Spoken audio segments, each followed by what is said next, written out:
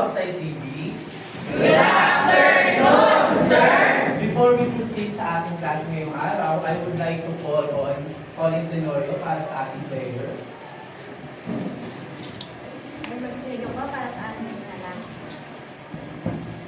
Lord, maraming salamat sa araw na ito. Ay ingatan mo kami sa pagpasok. Sana po ay ganoon din sa pagpunta. Tulad din po yung mga pamilya na naiwan namin sa aming bahay. Maraming salamat po sa mga blessing na ibigay po. Amen. Thank you so much. Bago kayo iupo, class, maaari nyo ba tingnan ang ilalim ng inyong mga silya kung may kalat?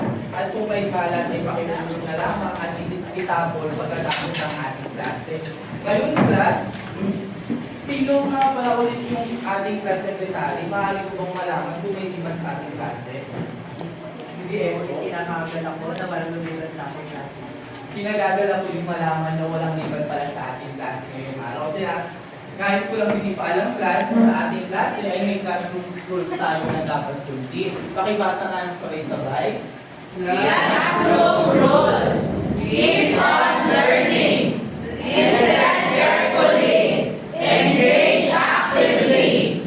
Ask questions politely. Respect classmates and teachers. Never stop learning. Maraming salamat, class. Kagahapon, bago ko matulog, nanood ako ng balita. Ay, I hope nanood din kayo ng balita. Meron pa sa inyo makakapag-share kung ano yung napanood yung balita kahapon? Sige, anyone? Sige, Robert. Sir, napanood ko po ng balita kahapon daw yung impeachment complaint po ni Congressman Jenny Saito against po sa president po natin. Okay, maraming salamat, Robert. Ano, natutuwa ako. Natutuwa si Sir na lahat kayo ay may pakialam at dapat may pakialam sa mga nangyayari sa ating lipunan. Ngayon, class, di ba, nag-discuss ako sa inyo nakaraang araw. May makakapagsabi ba sa akin kung anong diniscuss natin nakaraang araw? Sige, anyone?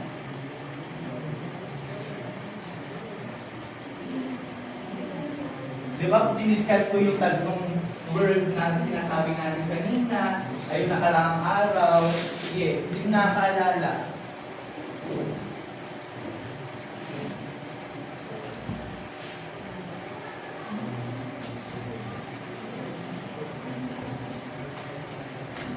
Sige, Jessica.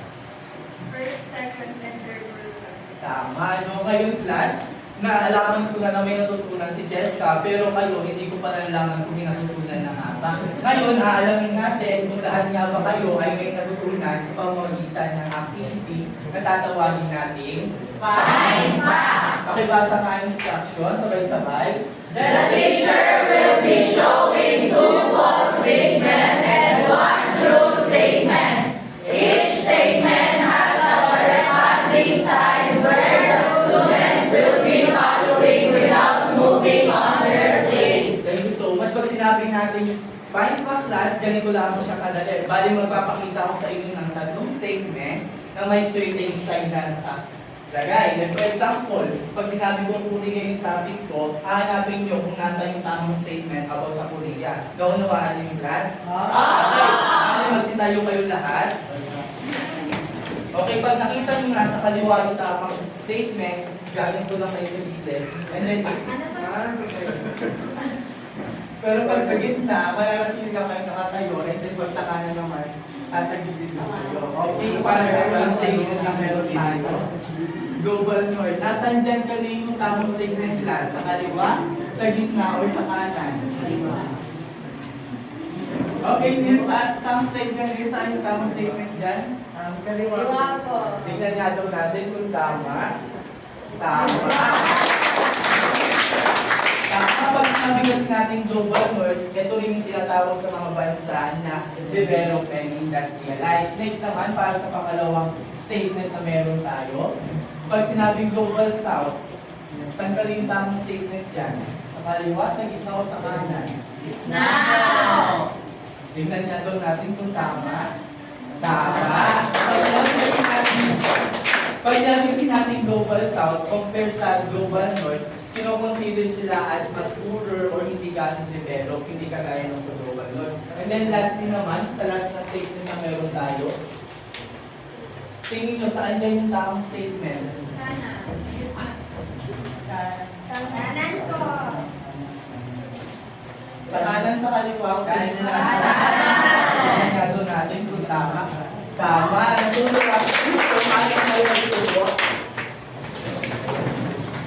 po ba si Seth na meron niya kayong tutunan at may tutunan din si Cheska? Ngayon class, para magbigay daan sa ating talakayan, magkakaroon tayo ng panibagong gawain na tatawagin natin Nabasa nga ating instruction, Ravi. The teacher will show a riddle. Students will read it loud and answer the jumble word. Okay, thank you so much, Ravi. Ganito lang yan kadalitas. Magpapakita lang ako ng mga leaders and then lahat kayo sabay-sabay nung babasahin yon. And then after, kung sino man makakaalam or may alam ng tamang sagot based sa mga jumble words na ipapakita ko, siya yung magtataas ng sagot. Nakakainuan. Okay, for our first reader, pakibasa ng sabay-sabay. I'm seeing nations, nature, and schools. I wish that being different is cool. Sige, Ate Jenny din. Diversity po. Tingnan natin. Next, our second readers. Three stars, one sun, and my love so bright. An island nation with a hopeful life. Sige, anyone? Sige, Marinet. Philippines. Tingnan natin kung tapos si Marinet. Next, our third reader. I know the land of the free and the home of the brave, where the statue of liberty stands like the waves. Sige, Edwin. United States of America. Tingnan natin kung for the last speaker na meron tayo. I think close to Australia, down under the sea, that I'm my own country, independent and free. Sige, Sean. India. Tingnan natin lahat ng mga ginawa natin kanina, lalo-lalo na pag sa leaders na activity natin, ay may kinalaman sa ating tatalakayin na about sa diversity among nation. Bali, bago tayo magtungo sa kung ano ang diversity class, meron ako munang papabasa sa inyong layunin na magsisilbing gabay ninyo sa ating magiging talakayan ngayong araw. Pakibasa nga ng sabay-sabay. At the end of the lesson, 100% of the learners will at least 80% level of efficiency are expected to explain the size and income level, natural resources, ethnicity, and religions of countries in the world. Value the importance of economic and cultural diversity by participating actively in class reflection sessions. Propose a policy improvement that protects the people and manage the resources of different nations. Okay, thank you so much. Plus, pag narinig nyo yung salitang diversity, what is the first thing that comes to your mind? Sige, anyone? Sige, Rafi. Magkakaiba-iba po. Tama. Kapag sinabi kasi natin diversity class, it means having difference or variety among people, things, or ideas. So, ibig sabihin, kapag diversity ang pinag-uusapan, hindi ito nakukulong sa pagkakaiba-iba lang ng tao. Makukonsider din na diversity kung magkakaiba yung mga bagay at pati yung mga idea na naiisip ng mga tao. And dito rin, class, sabi dyan, it also promotes understanding. I want to highlight the word understanding. Sa tingin ko, class, bakit highlight ko yung salita understanding pagdating sa diversity? Sige, anyone? Sige, Jimwell. Kasi po, hindi lang dapat natin alam kung mismo pilihan ng pagkakaiba-iba. Kailangan din natin ilagay yung sarili natin sa lubos na may diversity na. Sige, tama. Yun, no? Kapag sinabi kasi natin diversity class, existence na yung tinatawag natin differences, di ba? Pero paano natin mai-embrace yung iba't ibang differences na mayroon tayo? Kaya ni-highlight ni Sir yung salitang understanding. Now ngayon, yung diversity class, tandaan natin na ang diversity ay hindi lamang nakukulong sa people, sa culture, sa idea, and even sa mga bagay. Ganito kasi sa diversity, pwede rin natin siya maisama sa economics and even sa culture. Now ngayon, alamin natin pag sinabing diversity naman among culture. Now ngayon, alamin natin diversity and economic. Sabi dyan, it refers to the variety of differences when it comes to their size and income level, resources, and even their type of industry. Ngayon, alamin natin, ano ba yung size and income level? Kapag sinabi natin sa size and or income level, it refers to the population size, ibig sabihin ng mga bansa. Like for example, ang Pilipinas ay binubuo ng 113 million people. Ayun yung size and income level. Sa size and income level din, nakasama din dito yung, kunwari, nag-grow na yung country, developing country na siya. Ibig sabihin, dati na mababa yung healthcare nila, pagdating sa healthcare, ngayon tumataas na yun. Ayun yung size and income level. Sa resources naman, dito, I want to highlight dito sa resources natin is yung tatlong uri na tinatawag natin. Una is the natural. Pag sinabi natin natural, it always come from what? From the nature, from the world natural. Ibig sabihin, lahat ng magagaling sa kalikasan, lahat yun ay makukonsider na ano? Natural resources. And then next is the human resources. Kung kanina, di ba, sa natural, saan nanggagaling?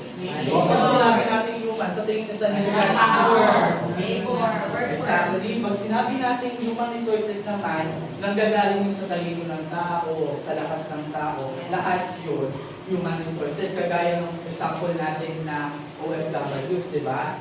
Ginagamit yung lakas nila at yung mga skills nila pagdating sa pag-aalaga or sa pag mga nursing na OFWs, nurse na OFWs. And then lastly naman si capital resources natin. Pag sinabi natin capital, kung may tao na, di ba? Yung mga pera ng tao, ayun yung nagkokos o nagkakaroon ng capital resources. Isang example na meron tayo dyan is yung mga machineries, yung mga infrastructure na meron tayo, and that is capital resources. Naunawaan mo, class? Okay. Ngayon, punta naman tayo sa cultural diversity. Pag sinabi natin culture, anong unang pumapasok sa isipan yung class? Sige, anyone? Sige, Rabi. Mga tradisyon at paniniwala ko ng iba't ibang Okay, tama yun. No? Kapag sinabi kasi natin culture, masyado siyang broad kasi lahat ng mga pwedeng masakop na may kinalaman sa tao o sa pamumuhay niya, lahat yun masasakop ng culture. Pag sinabi natin cultural diversity, it refers to the presence of different cultural group, ethnicity, and religion. Dito, tandaan natin yung word na ethnicity. Pag sinabi natin ethnicity, ito yung mga tao na nag-share ng common characteristic, culture, tradition, and even ancestry. Ibig sabihin, lahat ng mga tao may isang pinanggalingan, kultura, lahat yon ethnicity ang tawag doon. Ibig sabihin, siya yung mga tao na pinagsama-sama na merong similarities pagdating sa kultura, tradition, at pinanggalingan. Kapag sinabi naman natin religion, it is a system of belief about sa God and also sa mga supreme being. Ibig sabihin, naniniwala sila na may nakakataas sa kanila. Naunawaan ba yung diversity class? Okay, sino yung natawag ko kanina para kung sino yung differences ng diversity? Kung ano yung sabihin ng diversity? Sige, Labi. Ngayon, I have a question. Meron ba nalagdag sa alam mo sa diversity kanina sa nadagdag mo after natin i-discuss yun? Ano yun? Sige, pwede ka mong sumayo. Meron po. Yung pagkakaiba-iba po ng lahat, pati po sa economics. Kasi po, kadalasan pag sinasabi po natin ng diversity, nakatingin lang po tayo sa pagkakaiba-iba mismo sa ng tao. Tungkol po sa physical itsura, sa race nila. Pero ngayon po nalaman po pala natin na pwede din pumasok yung diversity sa economics, which is yung sa resources po. Okay, very good. Bigyan natin ng palakpak. Okay, next class, di ba kanina sa details may mga binanggit tayo mga bansa, di ba? Philippines, USA, and New Zealand. Ngayon, aalamin natin yung pagkakaiba-iba naman ng mga bansa na yun in terms of size and income level, ethnicity and religion, and resources. Ngayon, magkakaroon tayo ng aktibidad na tatawagin natin Pagkakaiba. Okay, para sa ating instruction, pakibasa ka, Jasmine. The class will be divided into into 3 groups. Each group will have 3 countries and subtopic and compare each one of them. 2 to 3 presenters per group is allowed. Presentation is only for 4 minutes and 2 minutes for presentation. Okay, so ganito lang siya kadating class. Bibigyan ko kayo ng mga envelopes. For example, sa group 1, ang ipapaliwanag yung basic exercise and income level. Then, i-compare nyo yung tatlong bansa na yun. Then, for group 2, resources mapupunta sa inyo. And then, para sa group 3 naman, explicit and video. Naunawaan ba yung class? Naunawaan yung class. Ito yung group 1. Bali, ang group 1 natin kay Sean, na nagsasagot pa. Group 1 hanggang kay Sashlyn. Bali group 1. Tapos sa group 2 natin, si ulit hanggang kay Ruth. And then sa group 3 naman natin is si Jemuel hanggang kay Lisha. Okay, maaari na kayo mag-umpisa sa class. Narito din yung group 3 class, pero hindi ko na ipapabasa sa inyo kasi nasa envelope na natin yan. Maaari ko na lang yung basahin. And then next, ito yung mga sasagutin yung question na magiging basis mo din kung na-present nyo ba ng maayos yung mga information na kailangan ko. Bali yung 4 minutes yung mag-start na.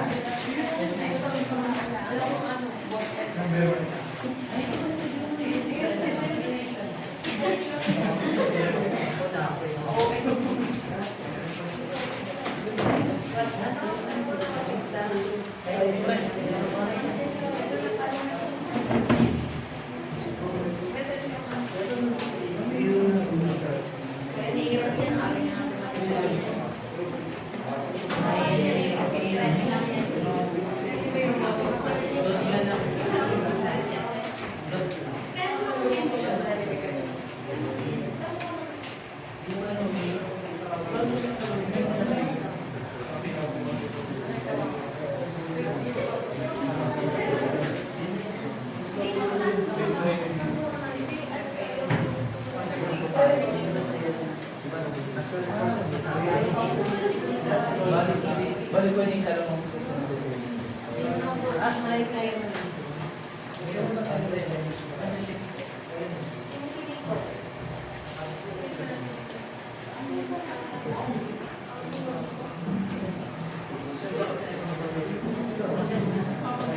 Get through.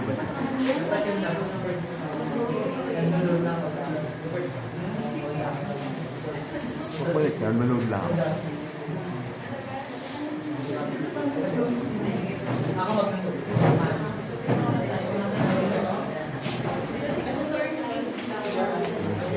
Ako mag-nanood.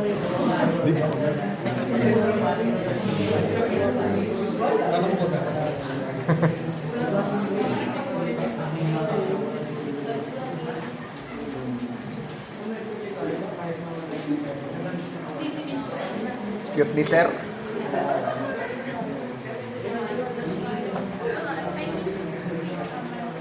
Okay guys, may 2 minutes na lang kayo para gawin yung activity natin.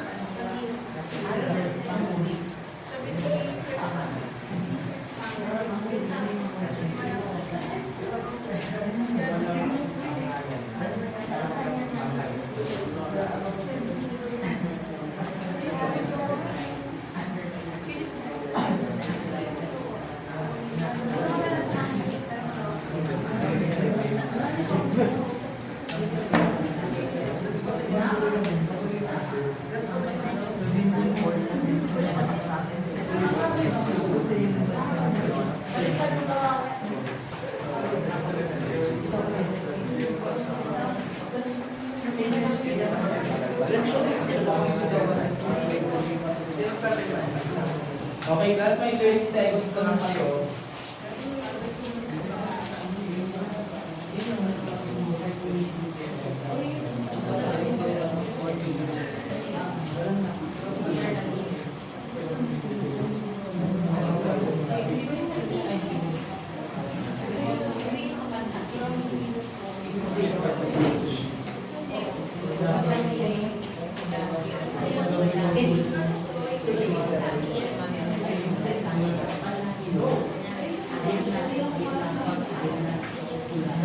Okay guys, stop na. Tapos na yung time. Group 1. Okay.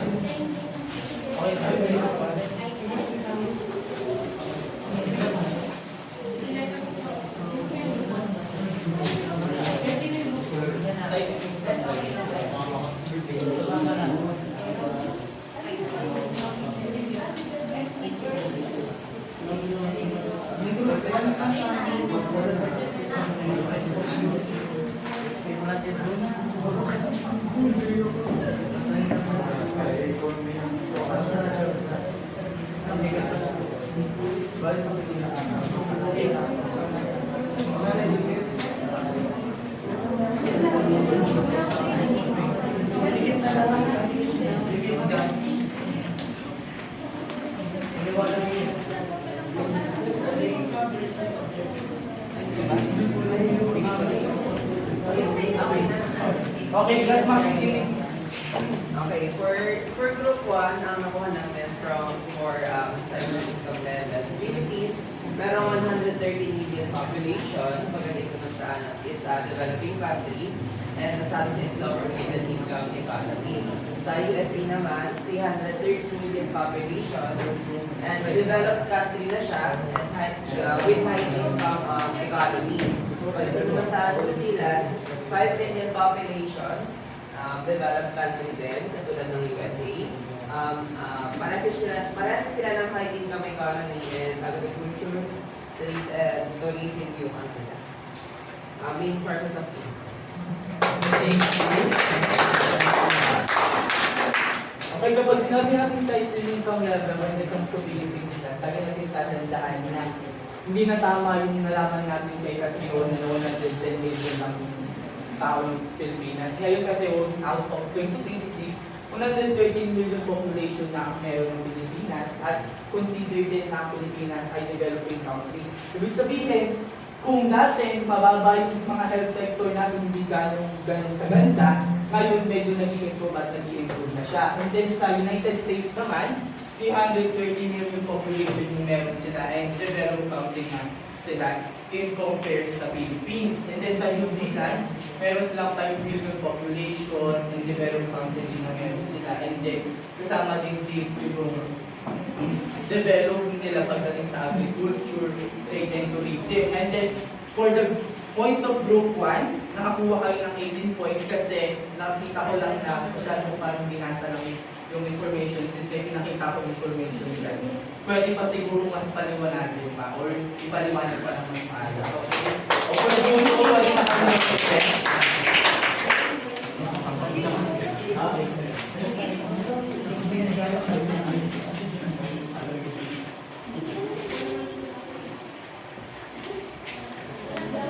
Parang si Cardo.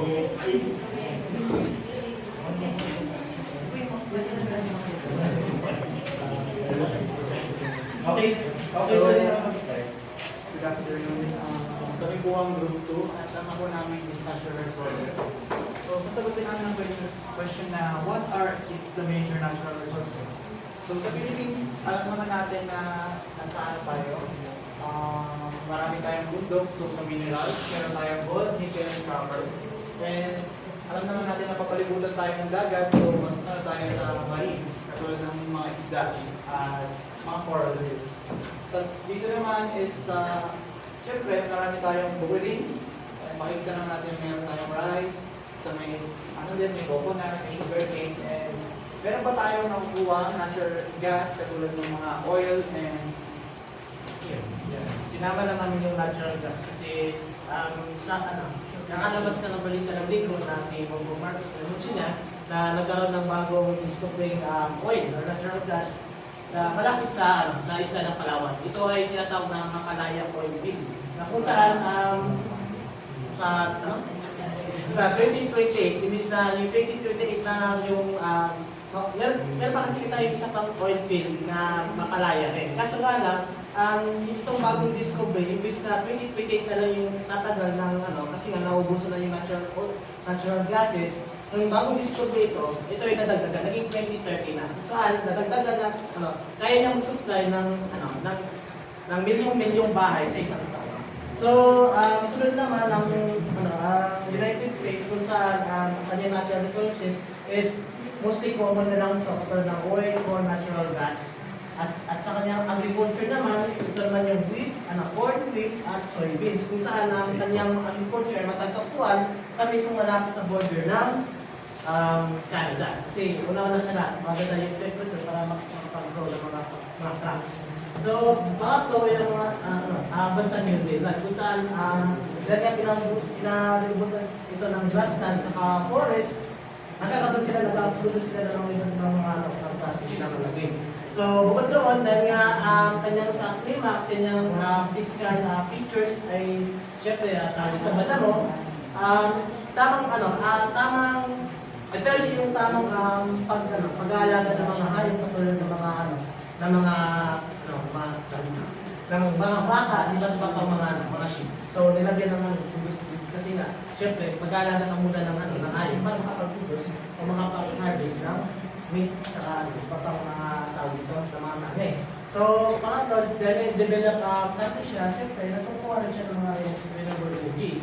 Bukod doon, sila rin yung sabihin natin, sila rin yung export ng mga energy na ito kung saan isa na kayong mga bansa ay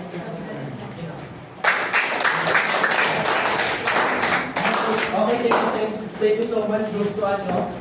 Tama yung sinabi niya, na bigay niya na lahat talaga ng information. And isa sa mga itatagdag ko kasi talaga is yung sa natural gas. And correction sa sinabi niya, hindi yung malampaya yung tawag doon, yung na-discover ng Bongbong administration. Okay, pag sinabi natin natural resources sa Philippines, alam naman natin na sagana ang Pilipinas sa mga bundok and also sa pagmimina, di ba? And also, na-abuse nga lang yun ng iba't ibang mga company. At isa sa mga example ng rich ang resources ng Pilipinas is yung mga gold na nakukuha, nickel, copper, and then next naman is yung mga marine and fishing resources since napapaligiran nga tayo ng mga tubig. Kasi di ba ang Pilipinas, kung alam nyo class, na isa siyang archipelago which is binubuo tayo ng iba't ibang mga isla. And then, isa pa sa mga saganang Pilipinas is yung pagdating sa bigas, coconut, and sugar cane. And then, lastly is yung nasabi na nga ni Kit na natural gas. And then sa United States of America naman, sagana sila pagdating sa natural gas, oil, coal, and then sa agriculture sector nila. Kasi kanina nga, sa size and income level, di ba? Alam na laman natin na ang United States of America ay isa sa mga country na kinukonsider na develop. Ibig sabihin, napagtuunan din nila yung agriculture sector na meron sila. Next is yung New Zealand. Sa New Zealand, sagana kasi sila sa mga baka talaga. Diba? Kung alam natin na ang New Zealand, more on grasslands talaga, diba? Kaya mga kadalasan kung may kita nyo sa mga FYP nyo, yung mga Pilipino na gusto magpunta sa New Zealand kasi marami talaga yung mga damo. And then, isa sa mga example doon is yung mga grassland nila na may mga punong-puno ng mga farm na may mga barn, gano'n. And then, for your score, Group 2, natuwa ko doon talaga kasi inad niya din yung nalalaman niya bukod sa binigay ko lang na information, kaya nakakuha kayo ng 20 points. And then, for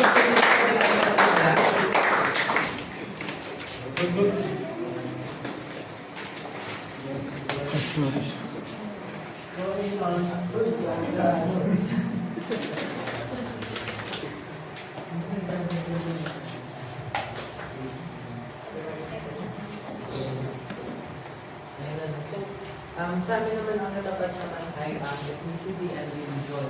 So, magsimula tayo dun sa Pilipinas. So, alam natin ang Pilipinas ay isa sa mga pinakakilalang bansa kung saan ito ay culturally diverse. Ibig sabihin, iba't ibang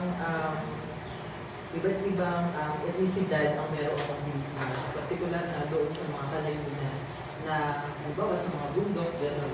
So, So, magsimula nga tayo dito sa Pilipinas. So, makikita natin dito yung mga mga dialekto na ginagamit ng sa Pilipinas, which is yung Tagalog, Cebuano, Ilocano. And syempre, marami pang mga tagong dialekto hindi pa masyadong naaaral dahil nga karamihan sa mga nakatira sa Kalayunan, which is yung mga kabubuhan, is hindi pa masyadong bumababa upang mapag-aralan. So, makikita rin natin yung mga iba't ibang uri ng mga etnisidad sa Pilipinas. Meron tayong mga Yuman, meron tayong mga Tagalog, meron tayong mga Cebuano, at syempre dito, meron tayong mga Igorot, at syempre dito sa Bataan, isa sa mga kilala is yung mga Aita, which is meron tayong mga Aita Magtukon sa bandang Abukay. So, para naman sa kanilang mga major na religion sa Pilipinas, which is ang alam natin lahat yung Roman Catholicism. So, marami rin namang mga Islam or mga Muslim dito sa Pilipinas, particular na doon sa may bandang Bisaya and Mindanao. So, lipat naman tayo doon sa United States of America. So, sinasabi na ang United States of America ay multicultural nation. Ibig sabihin, so, kaparehas sa Pilipinas, iba't ibang kultura, iba't ibang lahi din ang nandoon. Dahil alam nyo ba noong unang panahon is parang binuksan ng United States yung kanilang soberanya na magpapasok ng iba't ibang migrante galing sa ibang bansa upang doon manirahan at magpatuloy ng buhay. So, nandoon yung mga, pumasok doon yung mga galing sa Latin American countries, which is yung Mexico, yung mga sa Brazil, and etc. So meron din syempre doon yung mga malawak na bilang ng mga Asyano nung lumipad papuntang Amerika upang magtrabaho. So kaparehas nung sa Pilipinas, Christianity rin yung kanilang major religion. So lipad naman tayo sa New Zealand, which is ang New Zealand is a European descent. Ibig sabihin, parang tawag dito. Oo, tama. So, tawag dito. Kagaya nung nakalagay dito, so meron silang iba't ibang ethnicity drive, which is yung Pakeya and then yung Maori, which is yung kilala natin lahat is yung Maori. So, malaki yung ambag ng mga Maori sa kultura at syempre sa pamumuhay na meron ang New Zealand ngayon. Dahil nga sa mayaman at mayaman nitong kultura, parang mas na-boost yung economic and then yung turismo ng New Zealand. So kagaya rin lang kung titignan natin, lahat sila isang major religion nila is yung Christianity. So dahil nga ito yung mas umusmo sa kanila doon. So bukod dun sa Maori and dun sa Pakeya, marami din mga iba't ibang pang mga paniniwala yung mga taga-New Zealand na hindi pa rin masyadong nabubuksan dahil nga sila ay culturally sensitive. No? So, ayun lamang para sa ethnicity and religion. Okay, thank you so much. Halos wala na ako talaga may dagdag kasi nasabi mo yung mga. Okay, kapag sinabi ng mga ethnicity and religion sa context ng Philippines, marami talagang mga wika and also ng mga ethnicity pagdating sa Pilipinas, no? At isa sa mga idadagdag ko dyan, yung sa Chabacano, na-influence natin ng mga Spanish. Kasi di ba, yung Spanish colonization kasi, di ba, isa sa mga na-influence sa Pilipinas is yung language nila, bukod sa religion. And then, yun yung isang idadagdag ko na hindi nasabi kanina, which is hindi ko rin naman talaga nailagay sa information na ibinigay ko. Pero overall, lahat yung nasabi niya. At isa sa mga kilala pagdating sa Pilipinas is yung mga indigenous groups natin, kagaya ng sinabi kanina ng presenter natin na Aita Magtukon, kasama din yun. And then sa religion natin is yung Roman Catholicism, Christianity, and then Islam pagdating sa Mindanao. And then sa United States of America naman, multicultural nation sila kasi may times sa history natin na nagbukas nga, kagaya ng sinabi ni Jim Boy kanina, nagbukas yung country ng Amerika para kumuha o yung magpapasok sa kanilang country. Kaya nagtaluan sila ng iba't ibang mga culture. And then sa New Zealand naman, dito sa Maori Indigenous people, i-highlight ko lang to kasi ewan ko kung nabalitaan yung plus yung merong nagpo-protesta sa loob ng council nila. Isa yung Maori sila, bali Maori sila, and then nagpo-protesta sila sa government nila kasi yung Maori na identity nila is nawawala na o nayudurakan ng mga panibagong mga etnisidad pagdating sa bansang New Zealand. Naunawaan ba yung class? Okay, para sa group 3, since wala na talaga ako alis maan, nasabi na lahat, 20 points na nakuha nyo. Okay? Okay, ngayon class, I have a question.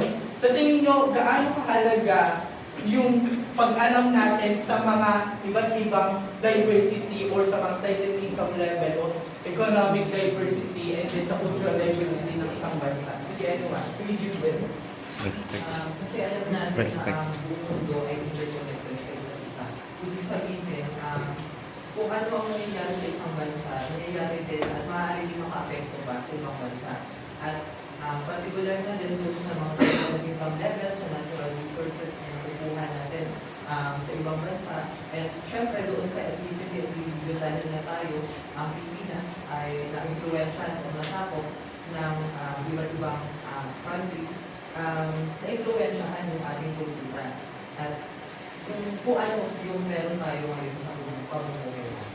Okay, palakpakan naman natin sa akin. Kaya actually ito kami salitang interconnected. Kasi kapag sinabi natin interconnected class, tandaan natin na lahat ng mangyayari sa ibang bansa, lagi pa rin tayo o maaari tayong maapektuhan. And then, ang ganda yung sinabi na interconnected kasi hindi lang porket nangyayari sa ibang bansa is hindi na natin dapat alamin o dapat wala na tayong pakialam. Naunawaan ba yun? Okay, para ma-apply niyo yung mga natutunan niyo dyan, class, ngayon, magkakaroon tayo ng activity called ISG. Grammar Instruction. Pakibasa ka, Aaron. The class will be divided into 3 groups. Each group will be given their respective culture and an existing policy in that country. Improve an existing that protects ethnic groups and manage the resources of different countries. 3 minutes for preparation and 2 minutes for presentation. Okay, so class, ganito lang siya kalali. Bali, bibigyan ko lang kayo ng mga existing policy na or laws sa isang bansa. Like for example, is yung sa Philippines, bali, infra law na punta sa inyo. Then, nakalagay din doon yung limitation niya pagkat or mga binabato sa kanya na kontra sa batas na yun, then mag-a-add lang kayo doon. Bawal kayo magbawas kasi batas yun. Pwede kayo magdagdag lang sa tingin nyo kung ano yung mga bagay na pinang pa sa batas na yun. Naunawaan yun? Okay, for group 1, bali ayun pa rin yung group 1, and then nasa envelope na din yung rubrics natin para hindi nyo nabasahin pa. Bali ang group 1 ito pa rin. Then yung group 2 natin, kayo pa rin, and then sa group 3, still ayun pa rin sa kaninang grupo natin. Okay, class, bali yung oras ngayon mag-start na, you only have 3 minutes para gumawa. And then 2 minutes na naman pagdating sa presentation.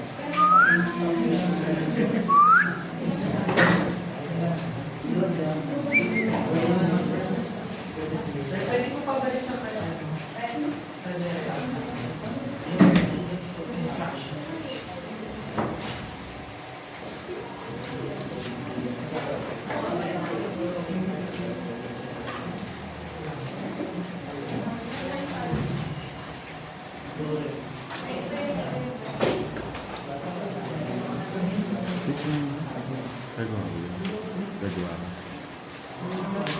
Share lang.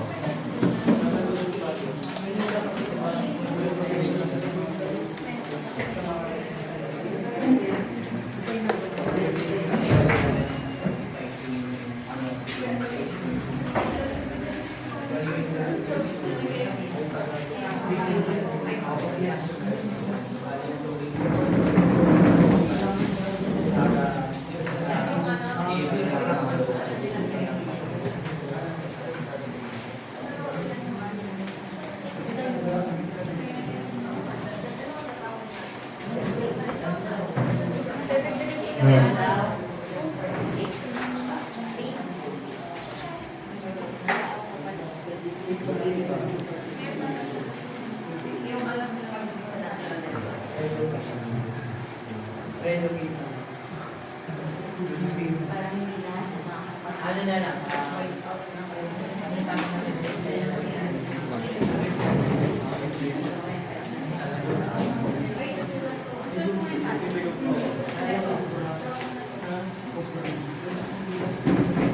Para na lang.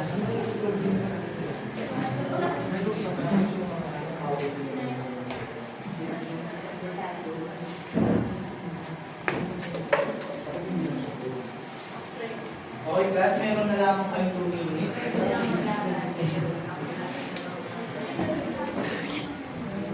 Okay, para maiba naman, hindi group 1 yung una mag-represent sa atin. Para ito yung mawawag sa atin.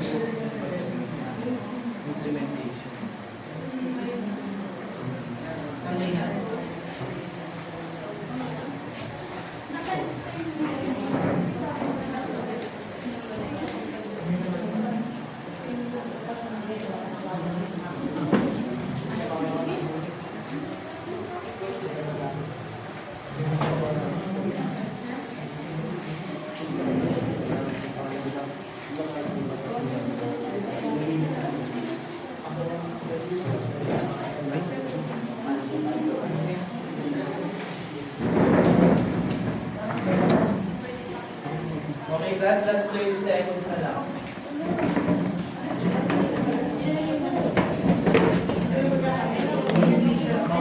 Dali ko pa.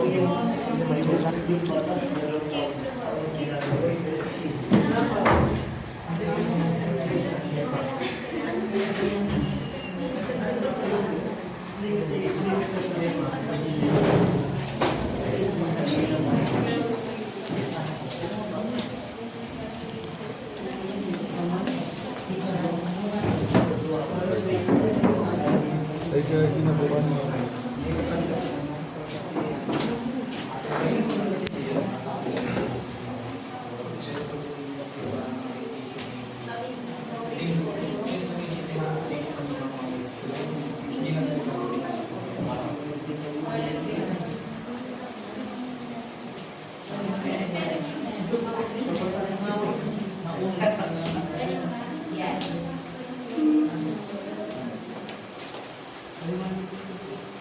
Init.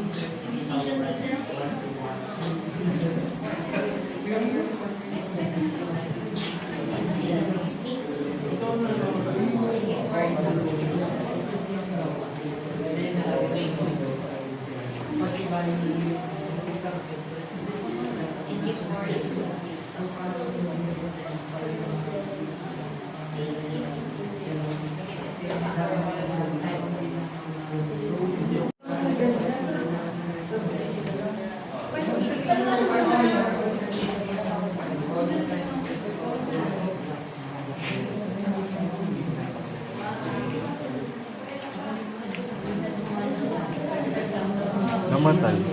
Pero hindi. Namatay pero hindi ako. Pwede ba ito itong? Okay. Naka-steady lang naman.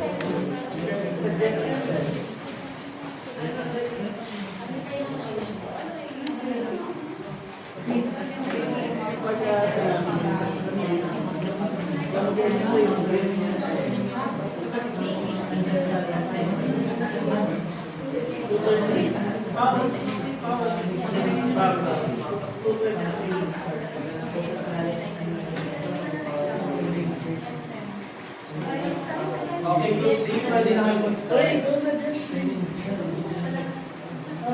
Maganda ba to? Hawakan mo lang. Ikaw sa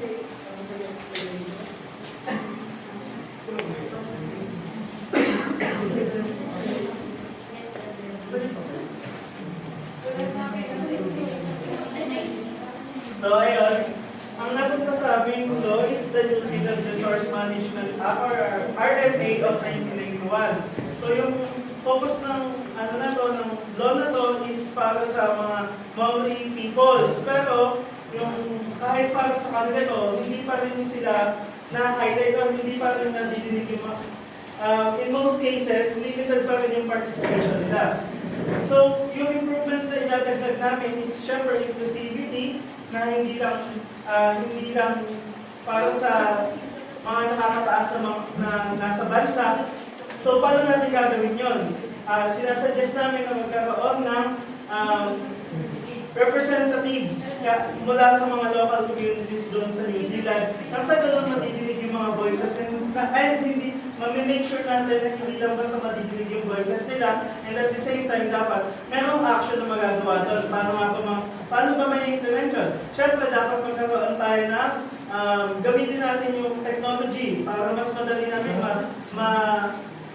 ma-monitor kung ano ba kung ma-monitor natin kung na-implement ba siya or kung talaga bang napoprotektahan lahat ng mga Maori people sa New Zealand. Ayun lang. Okay, thank you so much.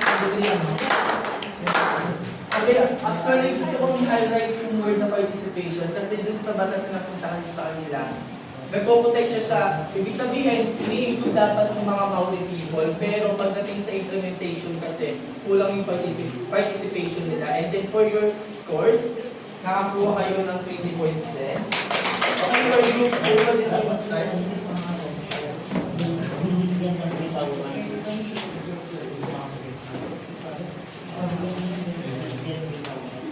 So, ang punta namin ay the United States National Environmental Policy.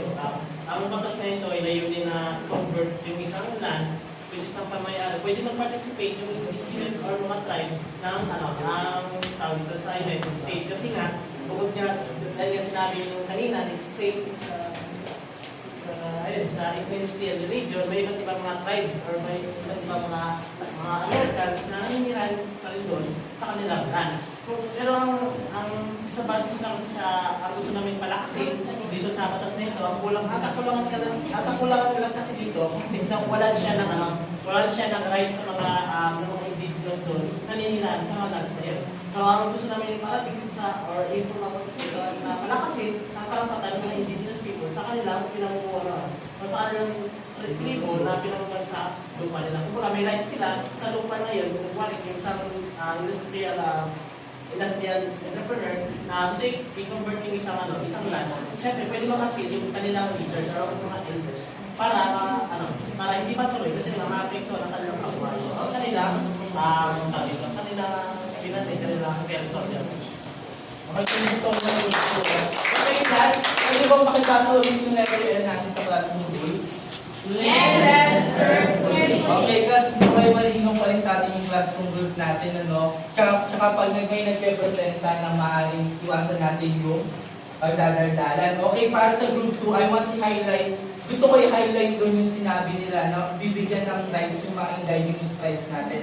Kasi, hindi sapat, kadalasan hindi nagiging sapat na may batas na nagpo-protect ka, di ba, pagdating sa indigenous people, pero maliit naman yung karapatan na mayroon sila. And then, ayun yung nagustuhan ko doon, kaya meron din silang 20 points. And then, for group 1, pwede naman mag-present.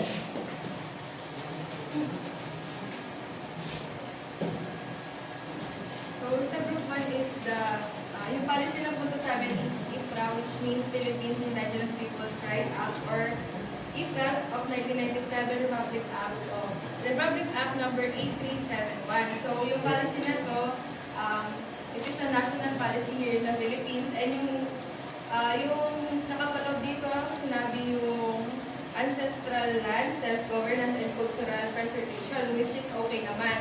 And yung gusto lang namin idagdag is ilo-localize natin siya within sa mga lalawigan kasi alam naman natin yung mga IPs, particularly nakatira sila sa mga specific communities and areas.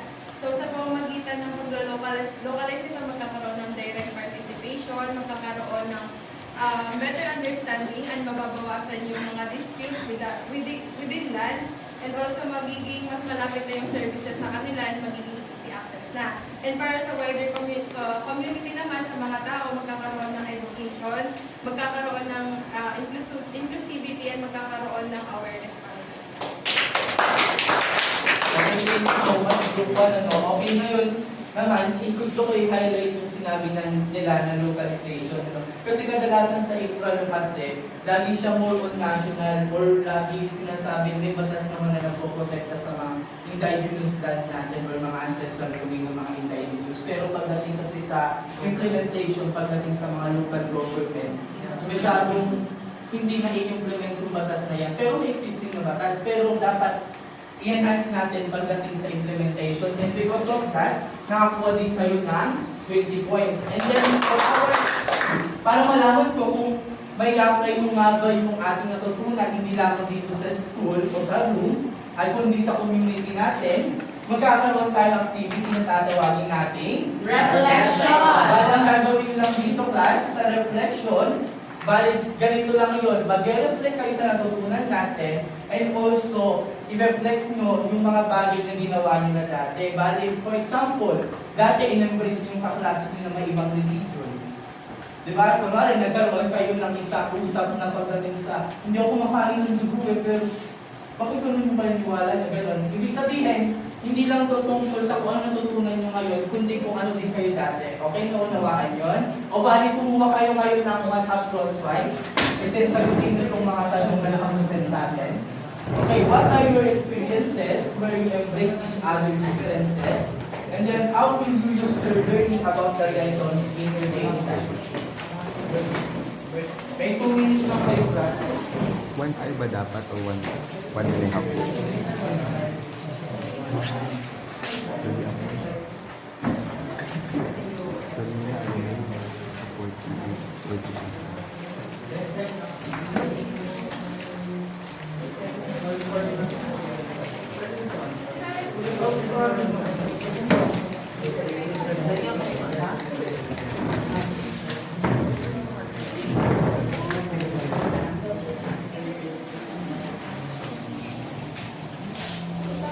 Okay, may tapos na ba, class? Okay, sige, Daniel, pwede ka naman start habang nagsasabi mo, diba? So ayun, what are your experiences where you embrace each other's differences? So aside from your example earlier about religious belief, I want to emphasize that our differences in terms of our beliefs in political side. Last election, we experienced differences in terms of choosing our leaders. Some vote for BBM and Lenny. And even if I vote Lenny, siyempre, nire-respect ko pa rin yung belief ng mga naniniwala kay Bongbong. Although alam natin na gusto natin itama yung belief nila, hindi naman natin sila pwedeng tutusan ng pilitan. So, in-embrace ko yun. Pero, in a way na hindi dapat tayo nagkakasakitan or nagkakagulo.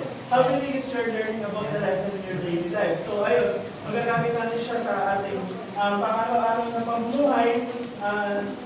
Not just in, hindi lang siya basta dapat konsepto, dapat magawin natin siya in applying it para hindi tayo magkaroon ng mga conflicts and magkaroon ng misunderstanding sa iba't ibang paniniwala ng ibang tao. Okay, huwag ka muna umuha. Okay, paano naman pag sinabi natin i-apply mo yung knowledge mo pagdating sa economic and cultural diversity? So, in terms of economic and cultural diversity, in economic and cultural diversity, katulad na kanina, katulad nga kanina, tinanan natin yung differences natin sa iba't ibang pagdating sa economic and cultural. Pero dapat, para may apply natin ito, dapat i-respect natin kung ano man yung pagkakaiba-iba natin. Okay, thank you so much. Okay, ngayon class, napatunayan sa akin na meron kayong natutunan ngayon at meron din kayong mga experiences dati na kung saan kahit hindi pa natin natuturo to is nagawa din na. Ngayon, magkakaroon ulit tayo ng gawain na tatawagin natin Fact or Bluff. Ang Fact or Bluff, gusto ko lang alamin kung lahat ba kayo ay may natutunan sa ating tinalakay. Okay? Bali, ganito lang yung instruction natin, class. Bali, sa pag pinakita ko yung statement, sasabihin nyo lang kung fact na fact, and then bluff naman kung bluff. Okay, nakunawaan mo yung class? Yes! Okay, for our first statement.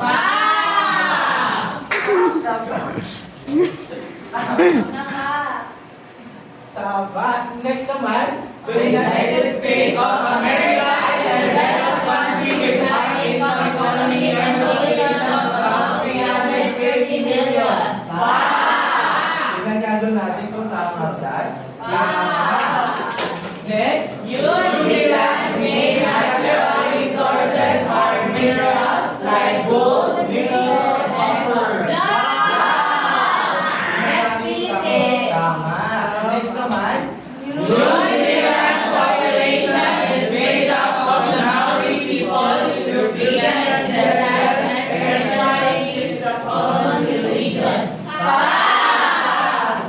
Tama. Next, for the last statement, class. The Philippines has diverse ethnic groups such as Tagalog, Cebuano, and Ilocano, and these major religions include Roman Catholicism, Christianity, and Islam. Tama at dahil dyan, class, pakikuha nga tayo ng 1 point sheet of paper.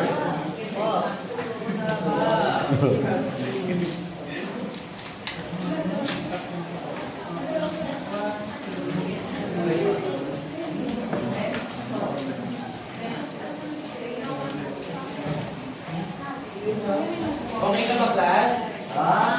Okay, for our quiz. Ayan, we should the following and correctly describe the size and income level of the Philippines.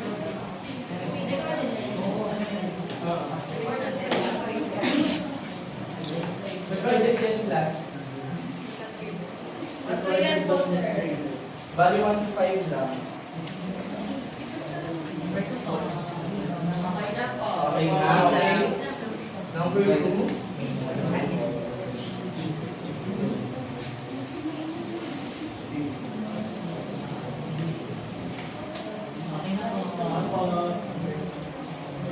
Wait lang.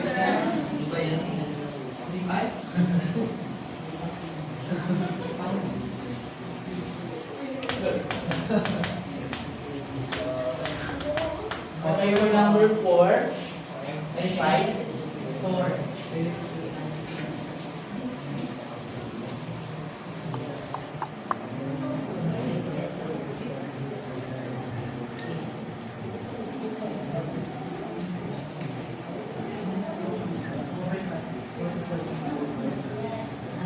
Okay, tapos na ba, class? Okay, for number 1. Sa tingin nyo ano yung tamang sagot dyan? Tama. And then next? Okay,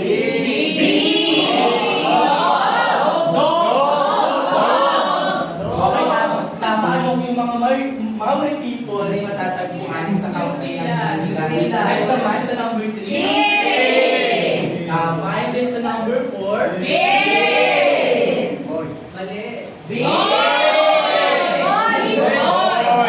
Okay, bali ang tamang sagot dyan is yung letter B.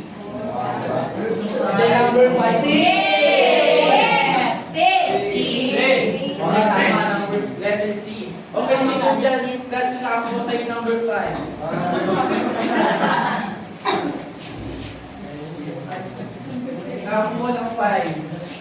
Okay, very good. Ngayon, class, hanggang dito na lang ang discussion natin. And I hope na yung natutunan natin ay dalhin natin sa lipunan at dalhin din natin sa ating mga pamilya. Ayun lamang, class. Thank you.